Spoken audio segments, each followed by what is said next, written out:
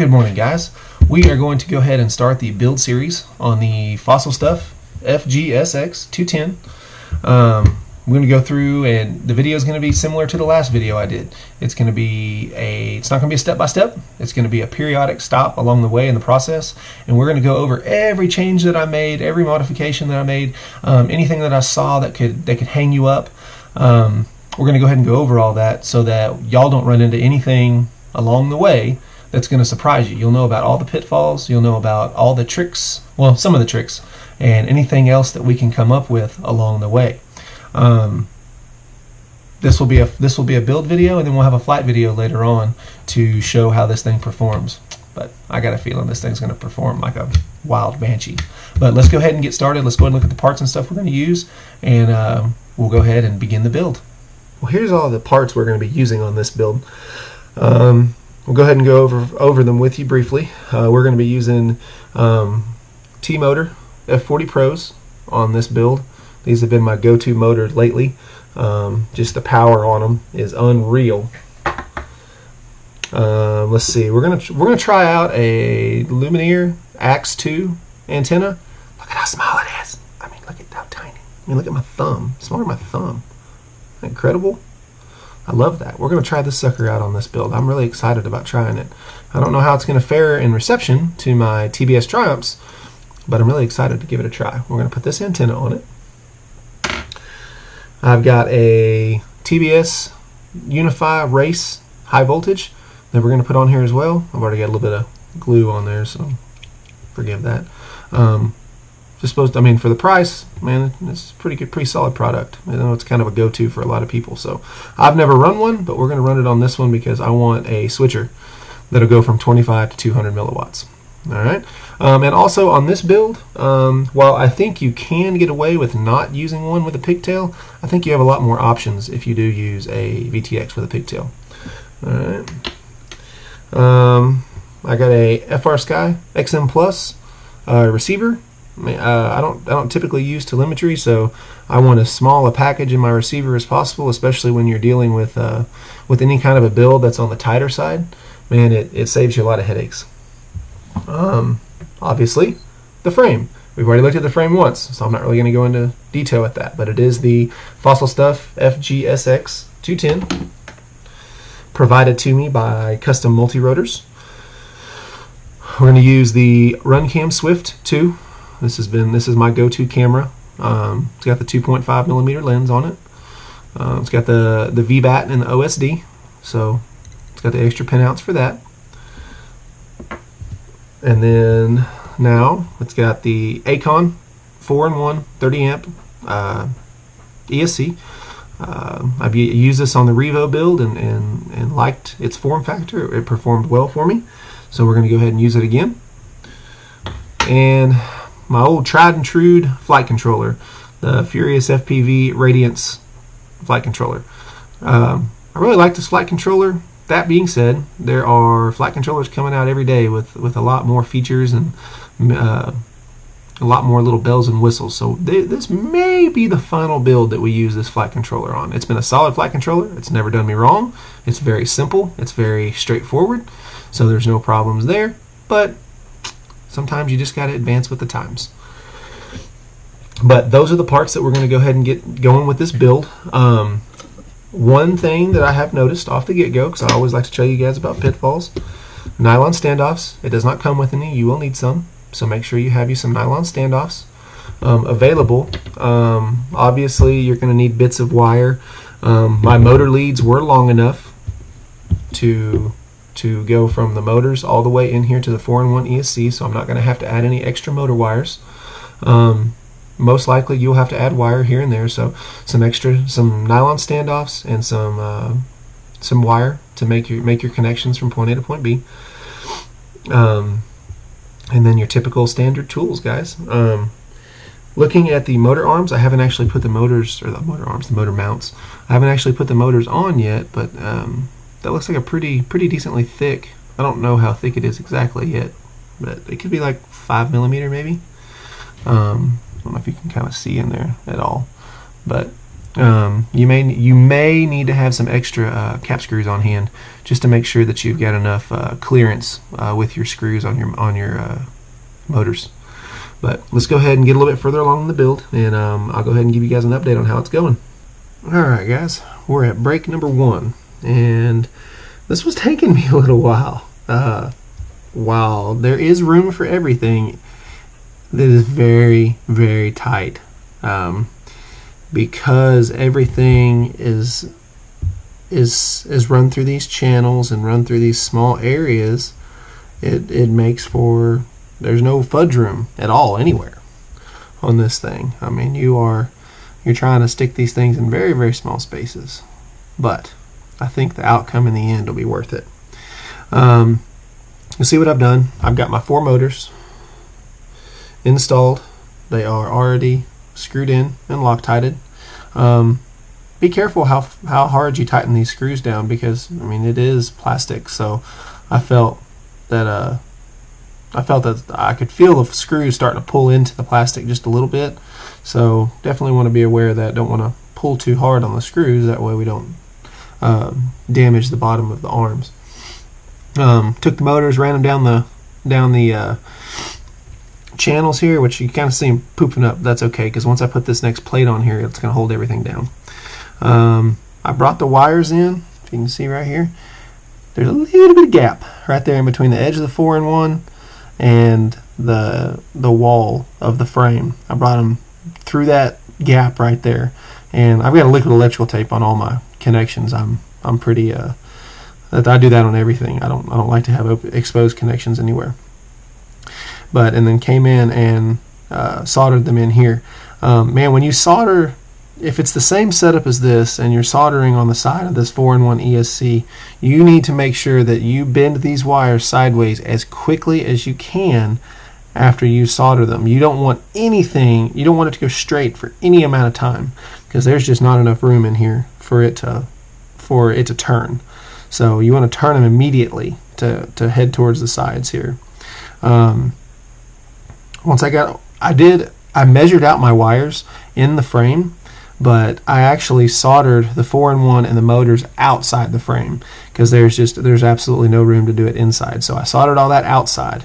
Okay, I went ahead and put a cap on the 4-in-1, just a little tail right here. It's just going to tuck in just like that here in the back, because the only thing I have going back here is my my receiver, and it's that XM Plus, so it's very small.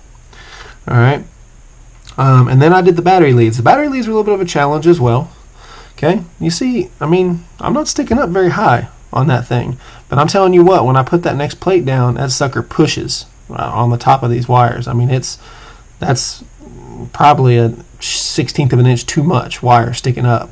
So, and I mean, y'all know, I mean, right there is where the XT60 comes up. So I've only got, 3/16 of an inch of wire sticking up above that, and that's almost too much. So you'll need to do as good of a job as you can keeping these low profile.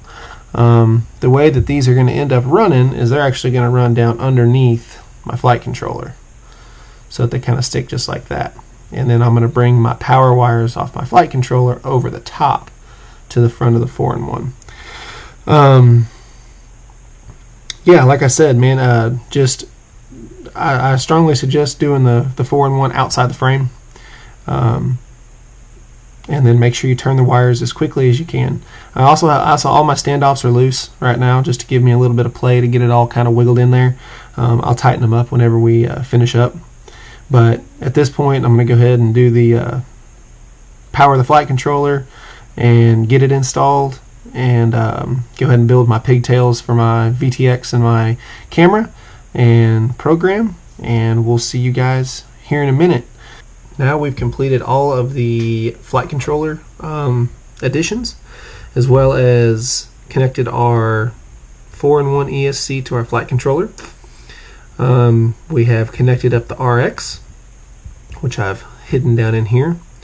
At this point, guys, I have checked the flight controller. I have gone through and programmed the flight controller and checked for continuity, made sure everything looked good. Powered it up with my smoke stopper. If you guys don't have one, I highly suggest you build one or get one. I'll show you guys here in another part of this video. But I know it kind of looks like a little bit of a jumble of wires, guys, but I have an obsession with being able to take this apart in a manner that I can get to everything. So the extra wire that you see, and sometimes you see it routed over the top and sometimes you see it routed under the bottom, that is because I want to be able to take this flight controller, pick it up, and rotate it out of the way in case I have to get to that ESC for any reason. So there is a method to the madness, I promise. Plus, with this frame, everything is enclosed. So even if there is a little bit of extra wire, hanging about, it's not going to hurt anything. It's going to be inside the quad. So let me get you a little bit of a closer view here, and let's go over what I did. First off, my XM Plus is hidden. It's kind of hard to see with this in the way. Is hidden right there on the bottom. I just have some double-sided tape sticking it down. I brought the wires up right here to my flight controller to connect it. And if you look on the bottom, I mentioned earlier in the video I was thinking about bringing my antennas out these vent holes in the bottom, and that's what I did.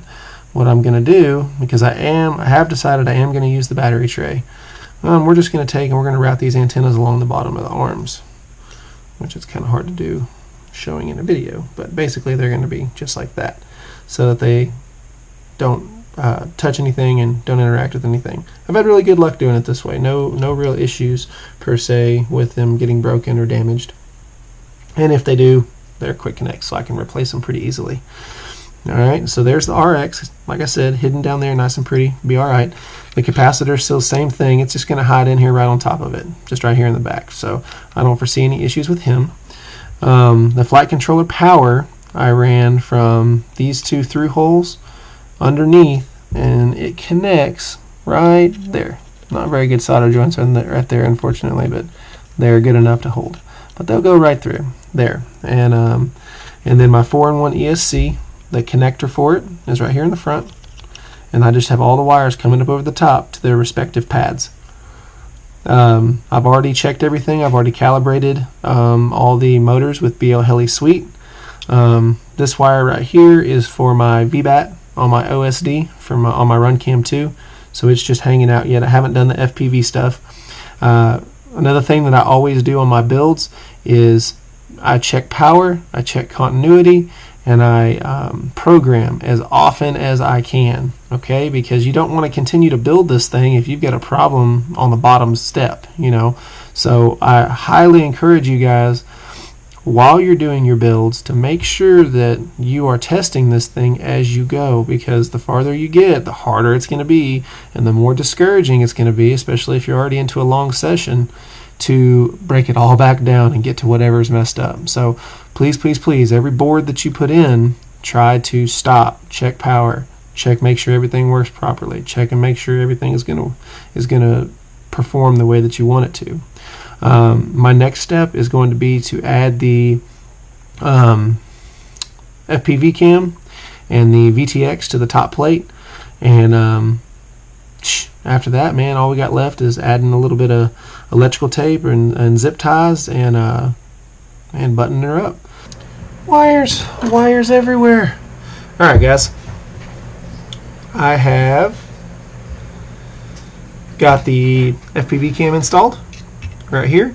I had to drill out these two holes right here. Just like my Revo, they weren't quite big enough for the screws supplied with the RunCam. So either RunCam is supplying a different size screw than the camera that they designed this for, or it's just that's probably exactly what it is.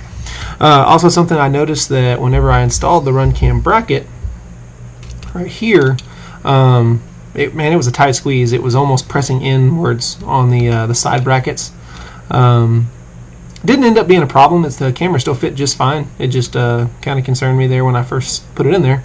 But once we got everything tightened down, there wasn't an issue. You see I also got the battery tray on there. And it's just real simple that it just has these long screws right here that go all the way up into your standoffs, into these steel standoffs through the bottom plate. So that's real easy to do. No problems there. I left a good tail right here on my power wires and my FPV wires, because I've got 12 volts coming off my board right here, and then obviously I have my splices in here to go from the VTX to the run cam. Now, here's why I did this. I'll move this out of the way for a second. This is how I decided to do the VTX. I decided to do the VTX underneath the top plate. Okay, so it's actually attached right here. I did it this way for a couple of reasons. One, I liked the way the antenna would come out the back by drilling that hole that I showed you guys earlier. Okay, also, because these are push button, that flight controller is not capable of smart audio, so because these are push button, I may have to access this during a race. I did not want it buried. I did not want to have to dig through a bunch of wires, so right here it sits. Also, the reason I left a big tail on the other end, because that way I can go ahead and pull this off the top. Okay, I can go ahead and pull it off the top, flip it over, make my changes, flip it back over, slap it back on, no issues. You're not always going to get the channel that you originally get set up on, so you got to be aware of that. So set that aside. I've already tested everything. All the FPV stuff works. Set up the OSD and all that, so we're good there. Really, at this point, all I have left is to button it up and give you guys a final view of the way that this thing looks. So let's go ahead and skip to that. There we go. Got her all buttoned up, and I will have to tell you, that is one sexy quad. I don't care who you are. That's pretty. Couple little notes about the last things I did. Basically, I just put the GoPro mount on top. Camera's still loose. I gotta get a final adjustment on the angle and maybe the focus. I'm gonna be running the new Gym Fan 5152 props on this. I've heard good things about them. Plus, they have them in black, which I thought was extremely fitting. There is very tight tolerances around this, around certain parts of the quad right here on your camera bracket. You got about, maybe a millimeter in between there. Same thing on this back ledge. You got about 2 millimeters right there between the prop and the body. But cool part is, how are you going to break anything? Everything's on the inside. I did go with the battery tray on the bottom, like I've already told you, and then I took the RX wires and I just kind of looped them around these little standoffs here for this battery tray, and then ran them down the legs and taped them on. That is the only reason that I have tape on the front legs, is because in my front arms, in my symmetrical mind, if the back ones have tape, the front ones need tape too. Not because the wires were going to come out of the tracks. That wasn't a concern at all. As soon as we started sandwiching plates down in place, all the wires were held in very nicely with no issues. But like I said, symmetrical brain was getting me on that one. With the larger tail of wire that we left on the inside, more than enough room in this top plate with the VTX to hold everything in place. That was perfect. Everything fit in there nice and easily, and if I do have to change channels on the fly, it'll be a simple process. GoPro mount, obviously the GoPro's not in it because that's what I'm filming with, but as secure as it gets. You're not going to mess anything up with that. Guys, this is it. This is the Fossil Stuff FGSX210 provided by CustomMultirotors. Let's go ahead and get out and fly it.